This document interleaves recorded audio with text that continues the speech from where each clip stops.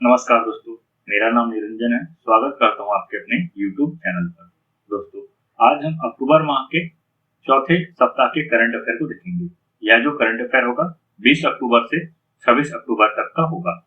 ठीक, जैसे कि आप जानते हैं कि हर सप्ताह मैं वीकली करंट अफेयर लेकर आता हूँ। इसके साथ ही साथ कुछ इंपॉर्टेंट करंट अफेयर को भी मैं कवर करता हूँ। तो जो हमारा करंट अफेयर का टॉपिक रहता है वो इम्पोर्टेंट रहता है और इसमें जो कंटेंट दिया गया रहता है वो भी इम्पोर्टेंट रहता है। तो दोस्तों, वीडियो पे आप अंत तक बने रहिएगा क्योंकि आज का वीडियो आपके लिए बहुत इंपॉर्टेंट होने वाला है। तो चलिए शुरू करते हैं। देखिए, पहला क्वेश्चन है, खेलो इंडिया यूनिवर्सिटी गेम के 5वें संस्करण का आयोजन किस राज्य में किया जाएगा?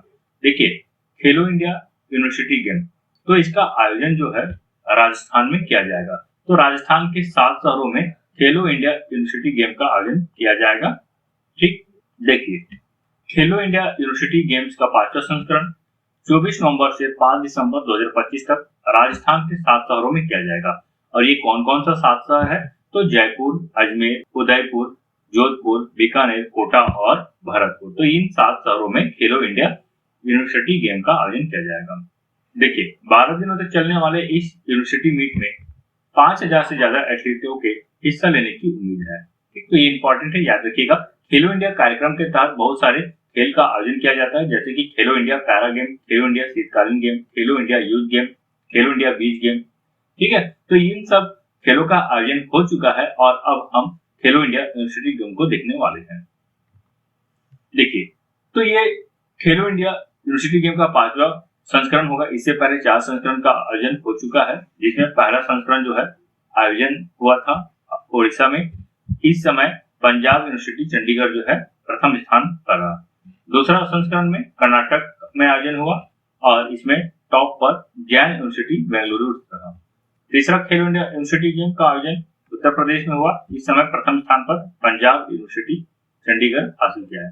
चौथा खेलो इंडिया यूनिवर्सिटी गेम, इसका मेजबानी जो है पूर्वोत्तर राज्य में किया गया था, जिसमें असम, सिक्किम, त्रिपुरा, अरुणाचल प्रदेश, मिजोरम और नागालैंड था। इस समय भी विजेता जो है चंडीगढ़ यूनिवर्सिटी है। तो देखिए, चंडीगढ़ यूनिवर्सिटी जो है, तो इस समय जो है चंडीगढ़ यूनिवर्सिटी जो है प्रथम स्थान पर रहा है। तो इस तरह से यदि हम खेलो इंडिया यूनिवर्सिटी गेम की बात करते हैं तो 4 में से 2 बार जो है पंजाब यूनिवर्सिटी टॉप पर रहा है। चलिए, अगला क्वेश्चन देखिए, बहुत इंपॉर्टेंट क्वेश्चन है। जैसे कि मैंने आपको पहले बताया कि इसमें वही क्वेश्चन को रखा गया है जो कि अपने आप में बहुत इंपॉर्टेंट है और एग्जाम में आने लायक है।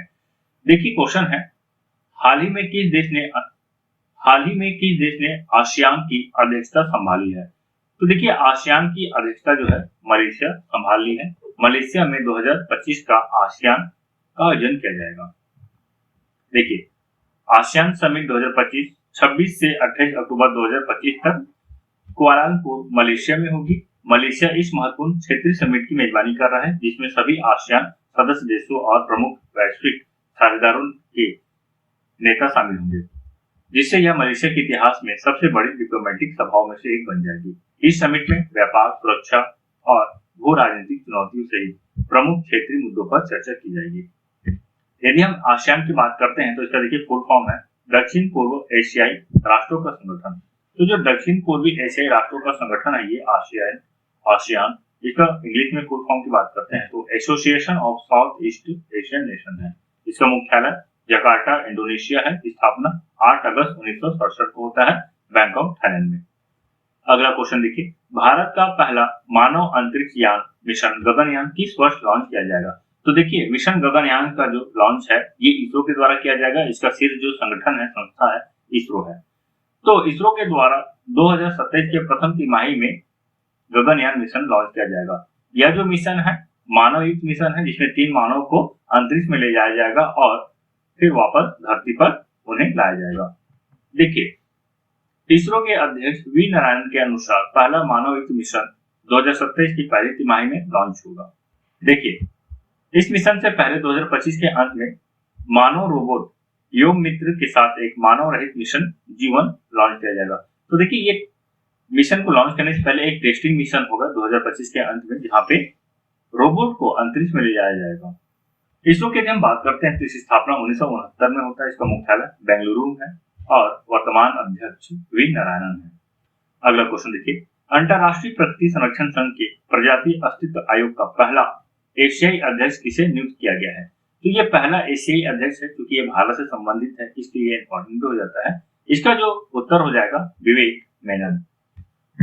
देखिए, विवेक मेनन को अंतर्राष्ट्रीय प्रकृति संरक्षण संघ के प्रजाति अस्तित्व आयोग का पहला एशियाई अध्यक्ष नियुक्त किया गया है। वह इस पद पर आसीन होने वाले पहले एशियाई है और उन्होंने आयोग के 75 साल के इतिहास में यह उपलब्धि हासिल की है। विवेक मेनन एक भारतीय वन्य जीव संरक्षणवादी है। यदि हम IUCN यानी कि अंतर्राष्ट्रीय प्रकृति संरक्षण संघ की बात करते हैं तो इसकी स्थापना 5 अक्टूबर 1948 को होता है। इसका मुख्यालय ग्लैंड, स्विट्जरलैंड है। मुख्य कार्यकारी अधिकारी ब्रूनो ओबरेल है। कार्य क्षेत्र प्रकृति संरक्षण, जैव विविधता। देखिए, प्रकृति संरक्षण और जैव विविधता से संबंधित कार्यों की देखरेख के लिए IUCN नामक संस्था है। इसका पूर्ण नाम अंतर्राष्ट्रीय प्रकृति संरक्षण संस्था। ये इंपॉर्टेंट है, आप ध्यान रखिएगा।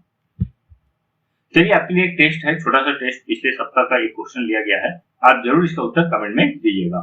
शांति के लिए 2025 के नोबेल पुरस्कार विजेता का नाम बताइए। तो ऑप्शन है Keir Starmer, Purnima Devi Barman, Maria Carino, Maria Corina Machado और डोनाल्ड ट्रंप। तो इन चारों में से कौन है जिन्हें 2025 का शांति के लिए नोबेल पुरस्कार से सम्मानित किया गया है? इसका उत्तर आप कमेंट बॉक्स में दीजिएगा। अगला क्वेश्चन देखिए, हाल ही में हेनरिच IMD सतत व्यापार सूचकांक 2025 में भारत को कौन सा स्थान प्राप्त हुआ है? तो हेनरिच IMD सतत व्यापार सूचकांक 2025 में भारत को 23वां स्थान प्राप्त हुआ है। देखिए, भारत का कुल स्कोर इसमें 33.2 रहा है, जो 2023 की तुलना में स्थिर प्रगति को दर्शाता है। यदि हम शीर्ष स्थान की बात करें तो शीर्ष स्थान पर यूके है, यानी कि यूनाइटेड किंगडम। चलिए, एक और बहुत ही इंपॉर्टेंट क्वेश्चन है, भारत कुल वन क्षेत्र के मामले में दुनिया के किस स्थान पर रहा? तो देखिए, यदि हम भारत की बात करते हैं तो कुल वन क्षेत्र के मामले में दुनिया में 9वें स्थान पर रहा है।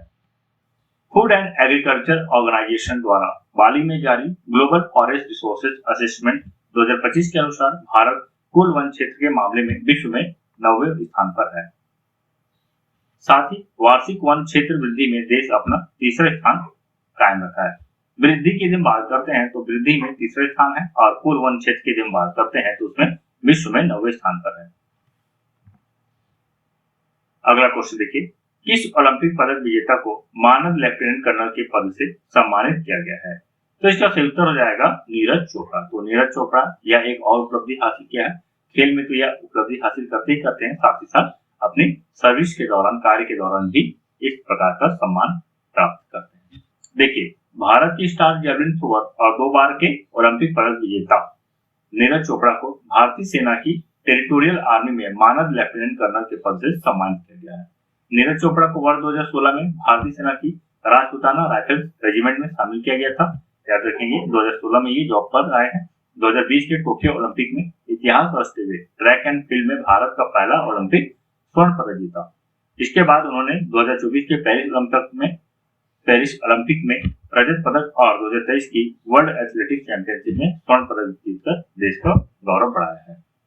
और इन्होंने हाल ही में 90.23 मीटर की व्यक्तिगत थ्रो करके भारतीय एथलेटिक्स इतिहास में नया मील का पत्थर स्थापित किया है। देखिए, यदि हम नीरज चोपड़ा की बात करते हैं तो 90.23 मीटर इनका सर्वश्रेष्ठ प्रदर्शन रहा है। अगला क्वेश्चन देखिए, कटी बिहू उत्सव निम्न में से किस राज्य में मनाया गया? तो इसका सही उत्तर हो जाएगा ऑप्शन नंबर सी, असम। तो देखिए, कटी बिहू उत्सव असम में मनाया गया है, या इसे काटी बिहू या कोंगाली बिहू भी कहा जाता है और यह असम के 3 प्रमुख बिहू त्योहारों में से एक है। यह अक्टूबर के मध्य में मनाया जाता है, जब फसलें बढ़ने की अवस्था में होती है। इस त्योहार को गरीबों का त्योहार भी कहा जाता है, जो किसानों के लिए एक महत्वपूर्ण और उत्साह का समय होता है, क्योंकि उनके अन्न भंडार खाली होते हैं। चलिए, एक और इंपॉर्टेंट क्वेश्चन देखिए, किस फुटबॉलर ने वर्ष 2025 का MLS गोल्डन बूट अवार्ड जीत लिया है? तो इसका भी सही उत्तर हो जाएगा लियोनेल मेसी। ये अर्जेंटीना के रहने वाले हैं और मशहूर फुटबॉल खिलाड़ी है। इसे इस वर्ष 2025 का गोल्डन बूट का अवार्ड दिया गया है। इन्होंने इंटर मियामी के लिए खेलते हुए दूसरे सीजन के दौरान 29 गोल किए और 19 गोल करने में मदद की। इस उपलब्धि के साथ ही मेसी इंटर मियामी के लिए गोल्डन बूट जीतने वाले पहले खिलाड़ी बन गए हैं। मेसी से पहले अर्जेंटीना के टैटी कैस्टेलानोस ने गोल्डन बूट 2021 में जीता था। अगले और क्वेश्चन देखिए, एसोचैम के अध्यक्ष का पदभार किसने संभाला है? तो इसका उत्तर हो जाएगा ऑप्शन नंबर सी, अनंत गोयनका। चलिए अगला क्वेश्चन देखिए, एसोचैम के अध्यक्ष का पदभार किसने संभाला है? तो देखिए इसका उत्तर हो जाएगा option number D, Nirmal Kumar Minda. तो निर्मल कुमार मिंडा को एसोचैम के अध्यक्ष का पदभार दिया गया है। यूनो मिंडा समूह के कार्यकारी अध्यक्ष निर्मल कुमार मिंडा ने 17 अक्टूबर को associated chamber of commerce and industry of India, ASSOCHAM का यह फुल फॉर्म है, याद रखिएगा, associated chamber of commerce and industry of India.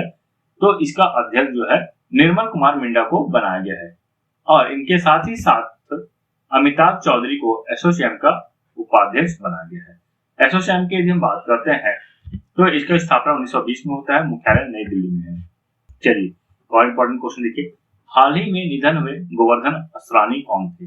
तो गोवर्धन असरानी की आप बात करें तो देखिए आप इमेज से ही देखकर समझ में आ जाएगा आपको, क्या यह जो है एक मशहूर अभिनेता है।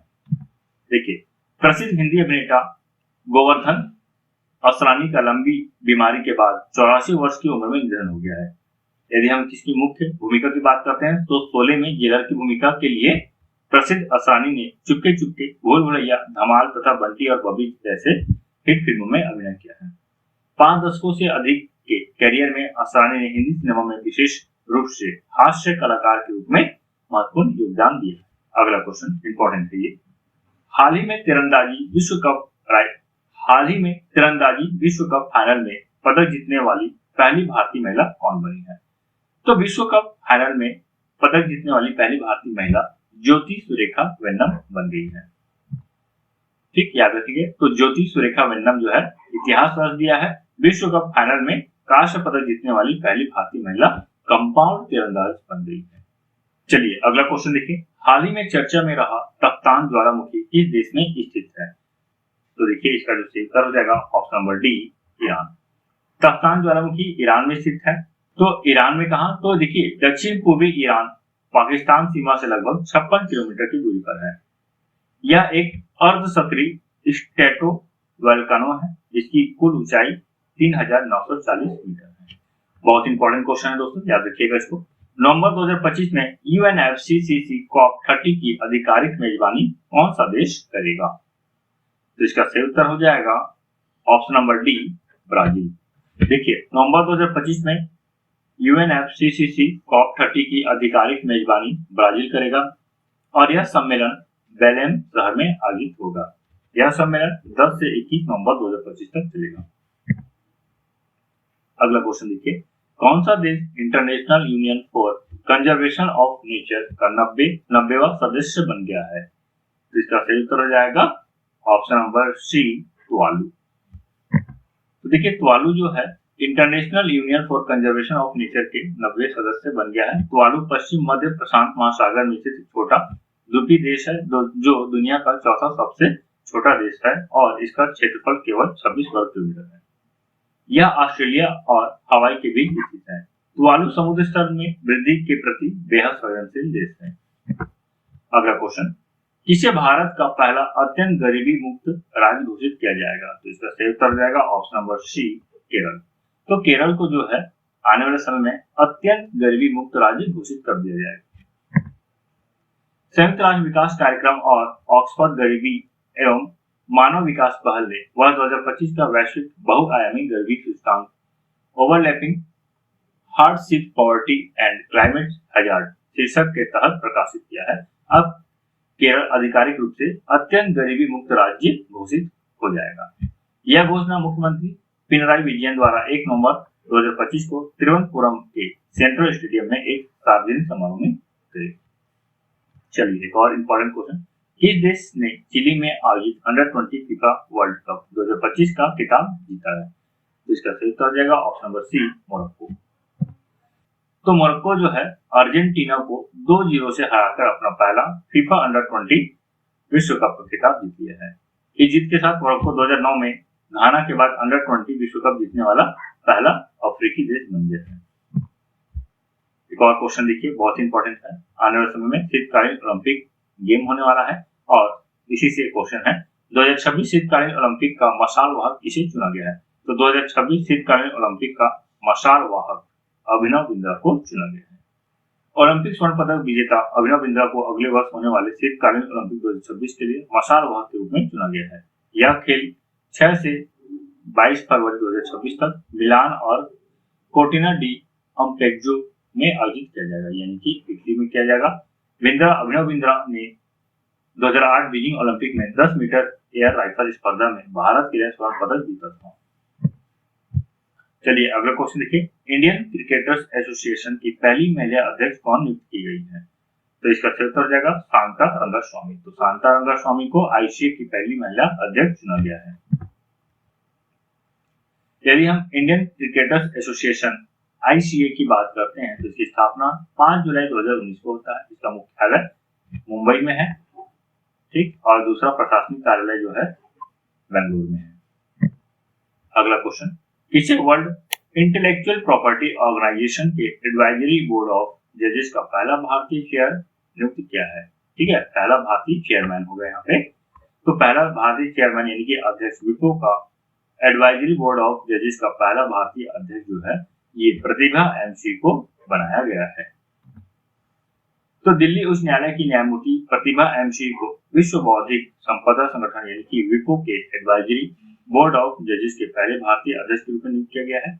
वह 2025 से 27 के कार्यकाल के लिए यह पद संभालेगी और इस महत्वपूर्ण पद पर भारत से नियुक्त होने वाली पहली व्यक्ति है। दोस्तों यहीं तक था हमारा वीडियो आपको कैसा लगा कमेंट करके जरूर बताइएगा। वीडियो यदि आपको पसंद आता है तो वीडियो को लाइक कीजिए और चैनल पे नए हैं तो चैनल को सब्सक्राइब करना बिल्कुल मत भूलिएगा। तो मिलते हैं एक नई वीडियो के साथ, तब तक के लिए बाय बाय, मस्त रहिए, मस्त पढ़िए, जय हिंद।